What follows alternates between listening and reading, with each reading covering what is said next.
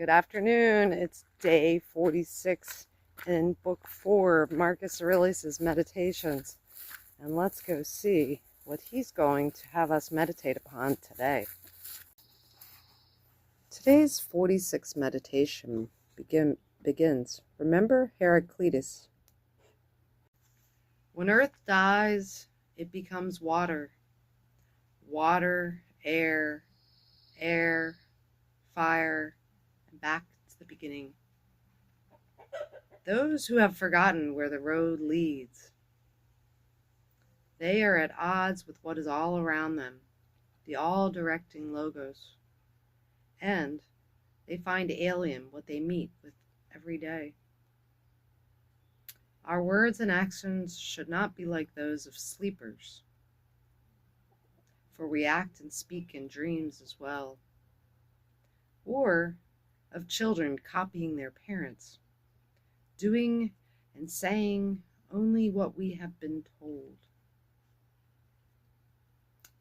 Day 46, Marcus Aurelius. It's an interesting one. These are the quotes from Heraclitus. So it's 4 of them. 4 quotes from Heraclitus. So Heraclitus was a pre-Socratic philosopher. Pre-Socrates. He was active in 500 BC, so he was even before Christ. He was from the city of Ephesus, and he was famous for his cryptic and paradoxical utterances. His exaltation of the Logos as a cosmic power, and his identification of fire as the primal substance were important influences on the Stoics. According to the 3rd century AD biographer Diogenes Laertius, he died of dropsy, which he tried to cure by immersing himself in manure. This account is almost certainly a later fiction, so we don't know if that's even true. That's the problem with history. It's his story. If you want to discredit people and change a culture, you would discredit a pre-Socratic philosopher by saying that he got a disease and rolled in manure. So we don't really know. We know only what we can find out because we certainly weren't there. But that is who he was quoting in today's 46th meditation of Book 4. And how humble and beautiful when you think about it. Because yes, Marcus Aurelius was an emperor. He was a dictator. Emperor, dictator. Kind of the same thing. But how humble of him to actually quote someone else in his meditations, because he knew that he was no one's master and he was no one's slave. So definitely there was a lot of humility for him to include that, because he could have just went on with his own thoughts, but he knew and understood these deeper truths of how we all build upon each other to learn things instead of tearing each other down and hating on each other. And I think that's a wonderful thing that Marcus could teach people, especially in this modern world where the haters are always afoot. So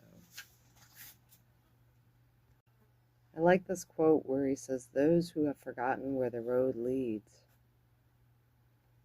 And for me, if I meditate upon that and think about it, what he's saying is that we all lead back to the same source.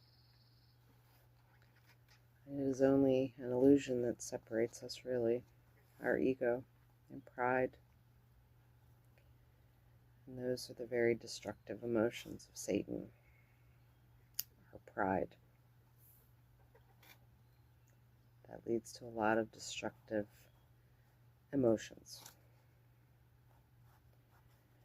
that separates you from other people and create problems, whether it's in your personal relationships or, out here in the world. Yeah. He says our words and actions should not be like those of sleepers. Even back in the day, they kind of had a term for zombies, or those that are unawake. They called them sleepers. And that goes all the way back to Plato's cave. But this goes even further than that. And I like how he says copying their parents, doing and saying only what we have been told. So there's often authority figures in our life, whether they be parents, teachers. Pick your authority figure. Police, government officials, our leaders were given, even in our local counties. And we're supposed to believe what they say is gospel. And I don't believe that about anybody, and especially not your parents. And I think that is why Jesus said, you must hate your mother and your father. He didn't mean hate as an emotion he meant to reject those things that within them are not productive and do not serve you in evolving. Because we should be building upon our parents, and then our children should be building towards better lives upon us. So, yeah, that's a really good one. Also, we could go even into Christianity and supernatural stuff and talk about breaking generational curses. Now, you could say, it's something you can't see, or you could say as patterns, you could go scientifically, say it's patterns of behavior that have been ingrained down through generations through genetics. And we know that alcoholism and addiction are genetic as well. But there's also that component of behavior. And there's been a lot of studies done into behaviorism. So,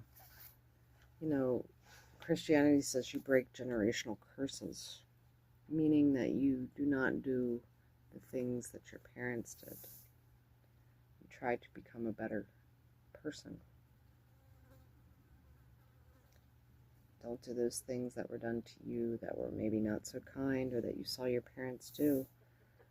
So it's really great. You think about that. So that was 500 BC, before Christ. And how these teachings are certainly not taught to us in college. Maybe you might get that if you went to philosophy college, took a philosophy course. But you're certainly not taught that in high school. My Uncle Gerald, he was a very well-read man. He used to read through encyclopedias. He read them all. And he used to say that you could learn anything from a book. You didn't really need institutions. Funny how that word is called institution.